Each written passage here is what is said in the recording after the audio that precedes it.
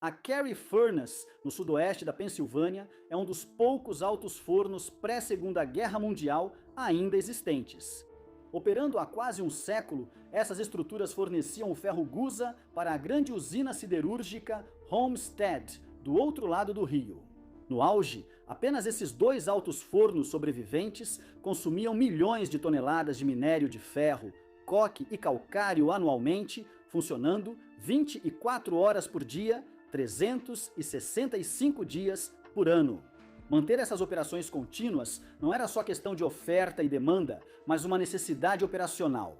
O fogo dentro deles nunca era apagado porque esfriar o revestimento de tijolos poderia fazer toda a estrutura rachar e falhar.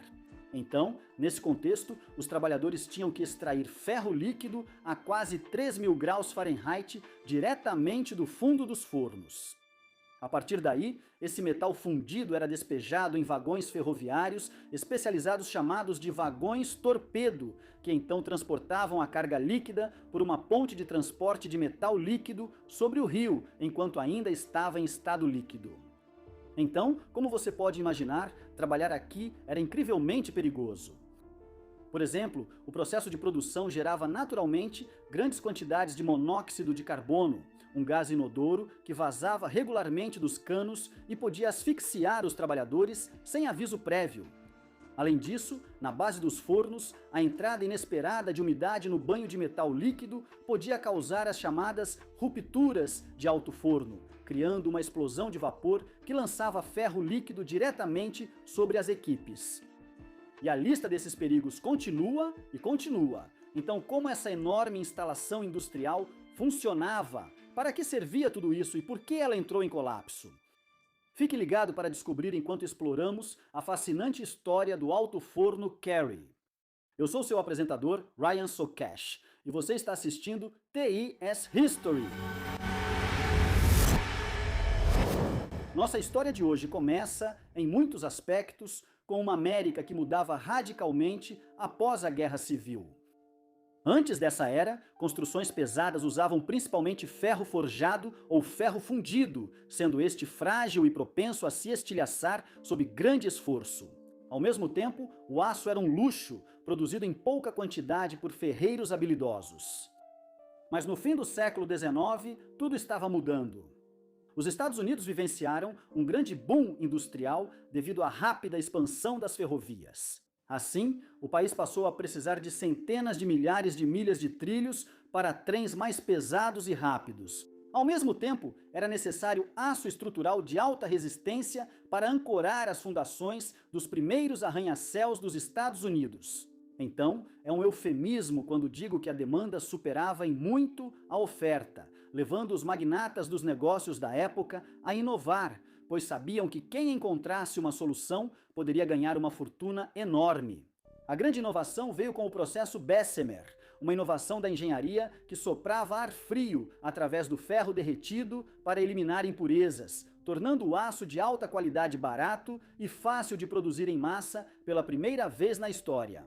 Para atingir essa pureza, os centros industriais usavam altos fornos, tecnologia secular levada ao limite mecânico no sudoeste da Pensilvânia. Essas estruturas eram grandes panelas de pressão químicas, derretendo o minério de ferro ao queimar coque e calcário. Com a evolução desses processos, também mudaram os horizontes urbanos, ferrovias e manufatura nos Estados Unidos, com Pittsburgh como epicentro disso. Já que está situada diretamente sobre uma enorme bacia carbonífera e é cercada por redes de rios que podiam facilmente transportar matérias-primas das minas do norte. Com isso em mente, em 1884, um grupo de investidores locais fundou a companhia Cary Furnace, construindo os dois primeiros altos fornos nas margens estreitas do rio, perto de Swissvale.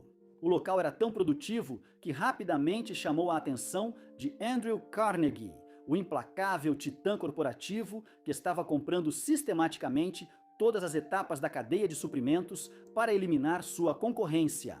Carnegie percebeu que, para sua Homestead Steel Works, ali perto dominar completamente os mercados globais, não podia depender só da compra de minério de terceiros. Precisava de sua própria fonte. Então, em 1898, Carnegie comprou o local do Alto Forno, integrando-o oficialmente ao seu enorme império industrial. Com os milhões de Carnegie, o local foi rapidamente expandido. O objetivo era criar uma linha de produção hipereficiente que pudesse produzir ferro bruto em volumes que o mundo nunca tinha visto. No entanto, apenas 3 anos depois, em 1900, Carnegie vendeu toda a sua rede para JP Morgan, criando a US Steel, a primeira corporação bilionária do mundo. Sob essa nova estrutura corporativa, a demanda pelo complexo de Pittsburgh disparou. A infraestrutura existente não conseguia acompanhar a fome global por aço americano, criando a necessidade de uma nova geração de altos fornos, muito maior e mais moderna. E foi exatamente essa pressão corporativa que levou à construção dos gigantes que vemos hoje, os altos fornos números 6 e 7. Em 1907, a demanda por aço americano crescia tão rápido que os altos fornos 6 e 7 operavam 24 horas por dia, um feito logístico notável diante da complexa cadeia de suprimentos exigida para essa escala. Permita-me ilustrar isso.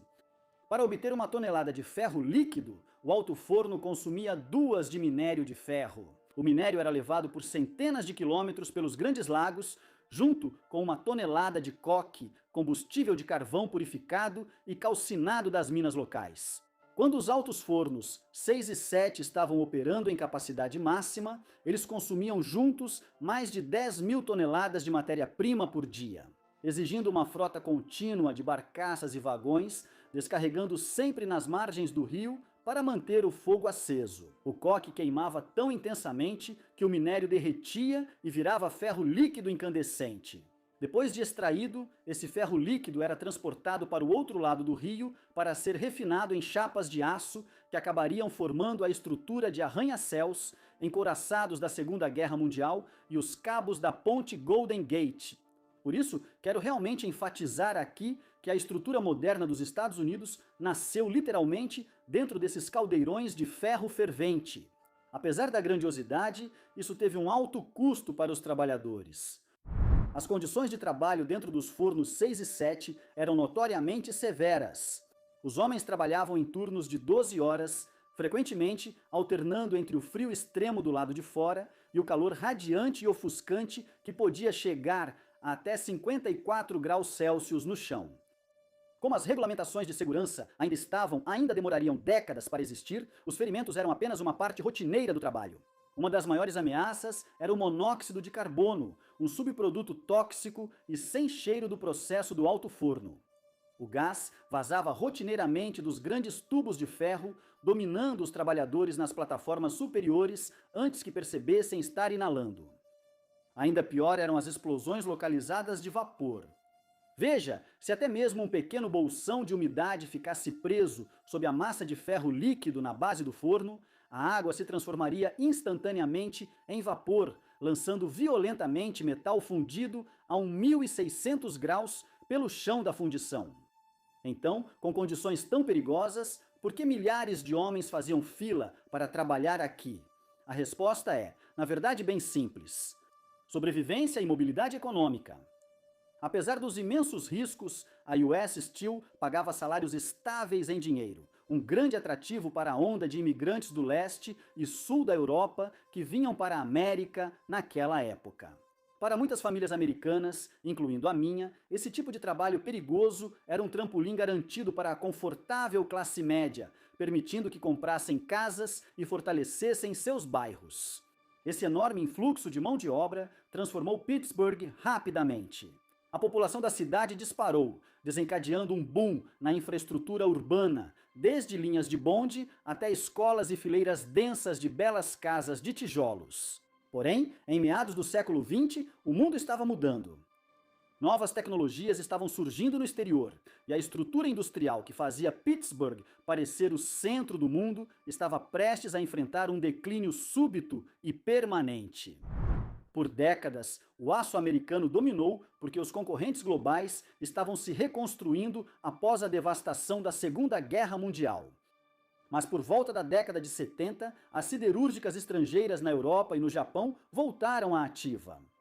Essas novas siderúrgicas tinham tecnologias altamente eficientes e automatizadas ausentes nos Estados Unidos, como a aciaria, a oxigênio básico e o lingotamento contínuo. Já a infraestrutura antiga da Pensilvânia estava defasada. Nas fornalhas Carey, as equipes tinham que remendar os revestimentos de tijolos já gastos e soldar tubulações rachadas que deveriam ser trocadas.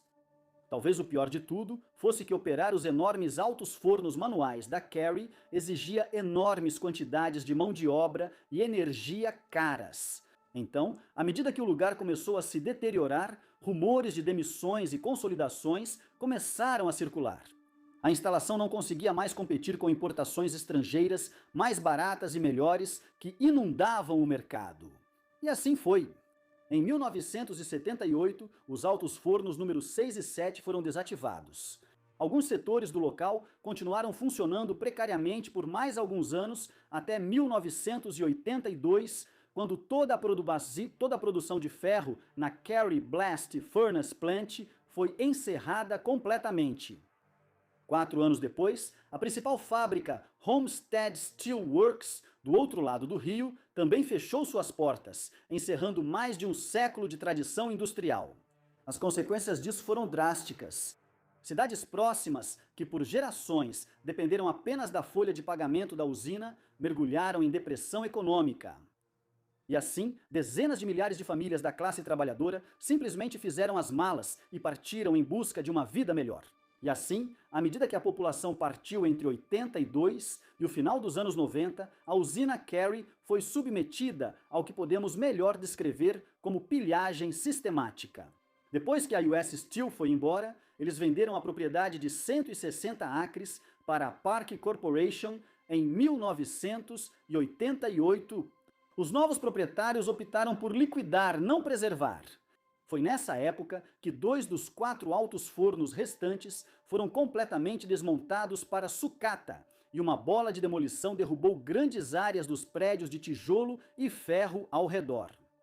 Em meados dos anos 1990, as equipes de desmonte partiram, deixando os altos fornos 6 e 7, pois seu tamanho os tornava difíceis e caros de demolir. Deixado completamente sem monitoramento naquela época e cercado por pouco mais do que trilhos de trem enferrujados, o local acabou se tornando uma espécie de cemitério industrial. E justamente quando o vale estava chegando ao seu ponto mais baixo, as ruínas esquecidas desses altos fornos acabariam tomando um rumo inesperado. Em 1997, um coletivo de artistas locais começou a invadir o local abandonado ao longo de vários meses. Agindo secretamente e ilegalmente, eles reuniram canos, telas de arame e mangueiras industriais do terreno para erguer uma escultura de 12 metros entre as estruturas em decomposição chamada Carey Deer. Essas impressionantes obras de arte ilegais se tornaram um símbolo underground de resiliência e mudaram fundamentalmente a percepção pública sobre as ruínas. Essa obra fez os moradores verem que o incômodo visual do alto forno abandonado também era parte do patrimônio. Reconhecendo o valor histórico, os preservacionistas intervieram. Em 2006, as estruturas remanescentes foram oficialmente designadas como National Historic Landmarks, salvando permanentemente os altos fornos 6 e 7 da demolição. E hoje, toda a instalação é mantida em estado de ruína estabilizada. E essa é a história do alto forno Carey. Espero que vocês tenham gostado do episódio e considerem se inscrever no canal para não perderem o que vamos fazer a seguir. Caso contrário, como sempre, aqui é Ryan Socash, encerrando.